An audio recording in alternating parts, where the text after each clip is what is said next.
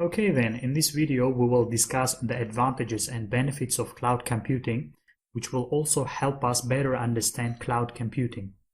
Well, there are many advantages of cloud computing, but there are 6 main advantages which we need to know because they are frequently asked in the AWS Cloud Practitioner exam. Furthermore, I would like to point out that they are true for cloud computing in general. So these are not advantages of Amazon Web Services or Google Cloud Engine, etc., etc. All right. So one more thing, these are 6 advantages of cloud computing over the traditional approach. By traditional approach, I mean on-premises infrastructure or a dedicated server, which we saw in the previous video. All right. So now let's start. So the first one is trade capital expense for variable expense. So which means you pay only for the IT resource you use. Because in a traditional approach, like in on-premises or in a dedicated server, you have to pay for the fixed capacity. In other words, whether you use that fixed capacity or no, you have to pay for it. All right. So let me show that one. So for instance, in here, we have a website, so leaseweb.com.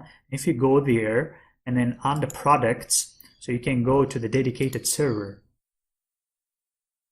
And then it will provide you all the available dedicated servers. So in this case, it's a servers located in the Netherlands. In other words, data center is located in the Netherlands.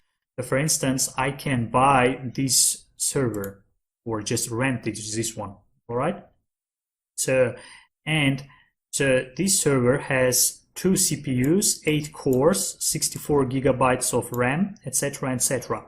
So, and whether I use this or no, I have to pay for this server, right? Because it's fixed capacity server.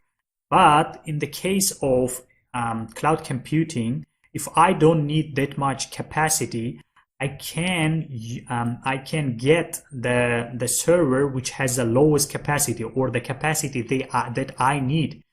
That means I only use I only pay for what I use. So if I need more capacity, then I can get better server with more capacity, and I will pay for that one.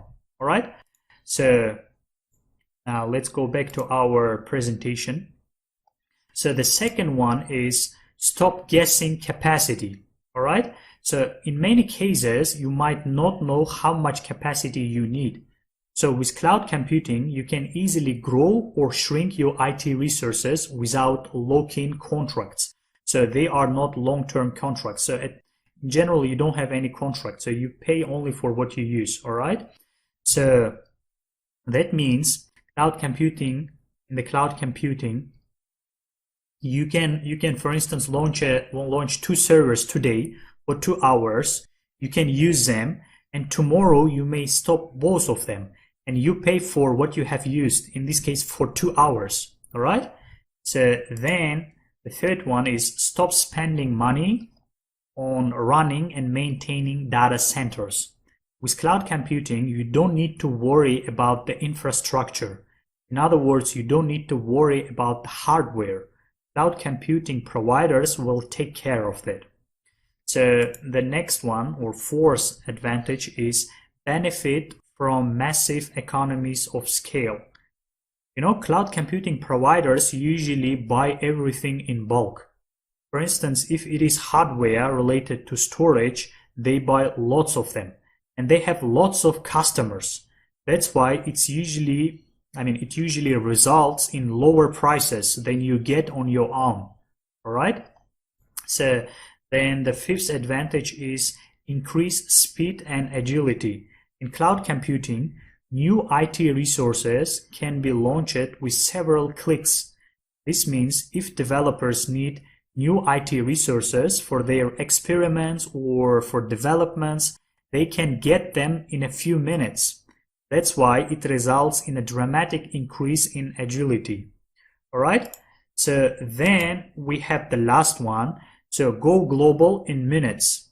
So in cloud computing or cloud computing providers, they have data centers in many parts of the world. All right. So let me explain this one with an example using a map. For that, I will use the official website of the Amazon Web Services. Let me open that one. So this is a map which shows so-called regions of Amazon Web Services. And you don't have to worry about opening this web page. All you need to do is just watch this video. All right. So in this map, we have two circles, blue circles. So these blue circles are already functioning regions. And while orange or yellow circles are coming soon regions. That means they are not functioning yet. So now these regions, they represent availability zones. So for instance, if I hover over this region, which is Sydney, so this region has 3 availability zones, all right? And in turn, so these availability zones represent a group of data centers.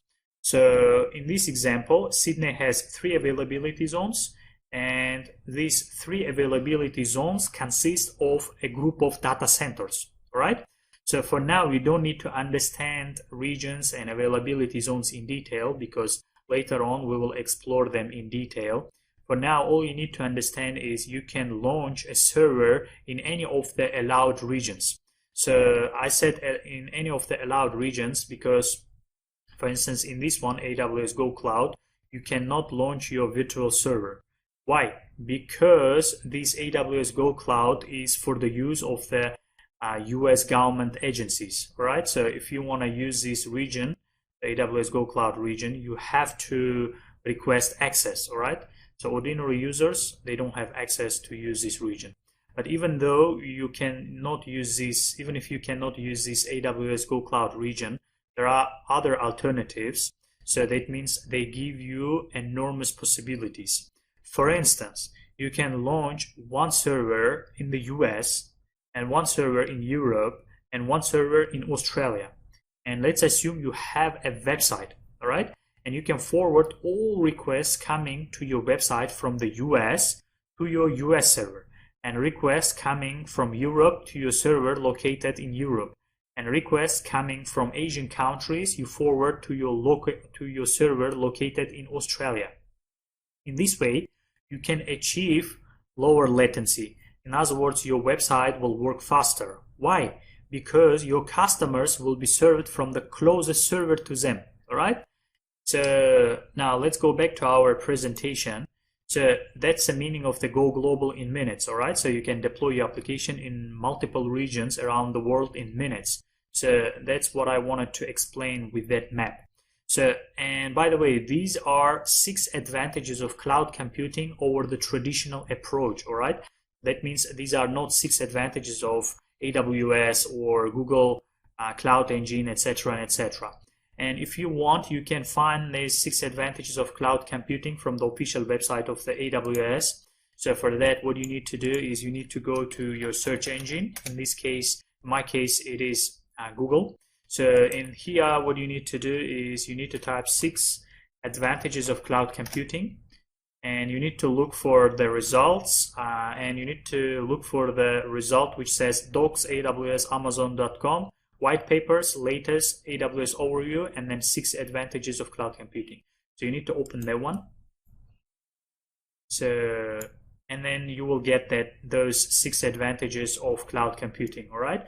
And if you want, you can read them in here as well. So that's it regarding 6 advantages of cloud computing.